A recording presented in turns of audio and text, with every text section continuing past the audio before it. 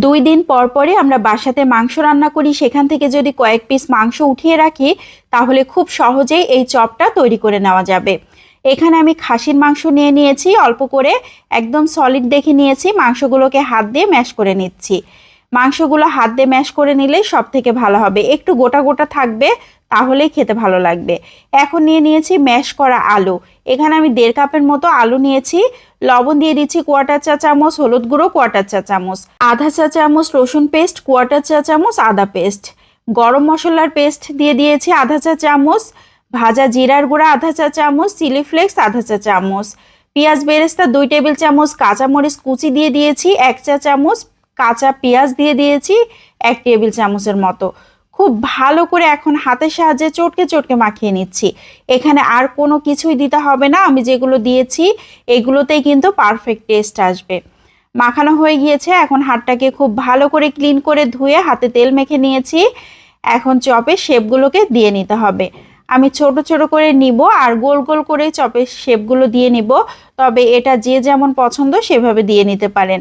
আলুর এই ভর্তাটা করার পরেই খেতে যে কি মজার হয়, যারা এভাবে তৈরি করে খাননি তারা একবার হলেও তৈরি করে খেয়ে দেখতে পারেন।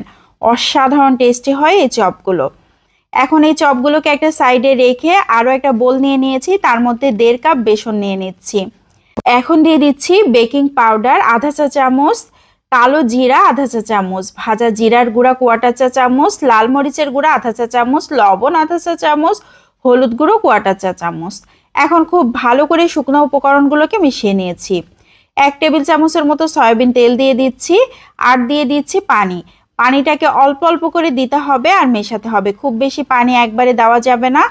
আমি যেরকম অল্প অল্প করে দিচ্ছি আর বেটারটা তৈরি করে নিচ্ছি, ঠিক এভাবেই তৈরি করে নিতে হবে। আর খেয়াল রাখতে হবে বেটারের ভেতরে যাতে কোনো ধরনের দানা না থাকে। তো আমার খুব সুন্দর একটা বেটার তৈরি হয়ে গিয়েছে। এখন এই বেটারটাকে রেস্টে রেখে দিতে হবে কমপক্ষে আধা ঘন্টা।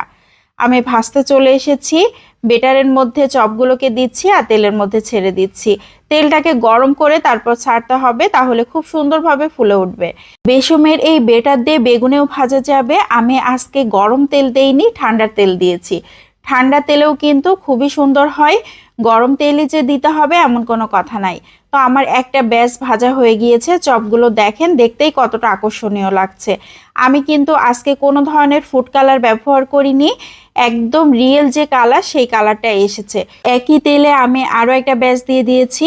একই রকমভাবে ভেজে নিতে হবে, একটু সময় নিয়ে ভাজলে কিন্তু বাইরের আবরণ খুবই মুচমুচে হবে আর ভেতরটা জুসি থাকবে। আমি একটা ভেঙে শেয়ার করছি, দেখেন কত সুন্দর হয়ে গিয়েছে।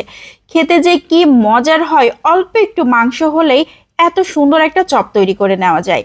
রান্নার মাংসগুলো যদি একটু একটু করে রেখে দেওয়া যায় তাহলে খুব সহজে এটা তৈরি করে নেওয়া যাবে। তো আজকের মতো এখান থেকে বিদায় নিয়ে নিচ্ছি। আসসালামু আলাইকুম।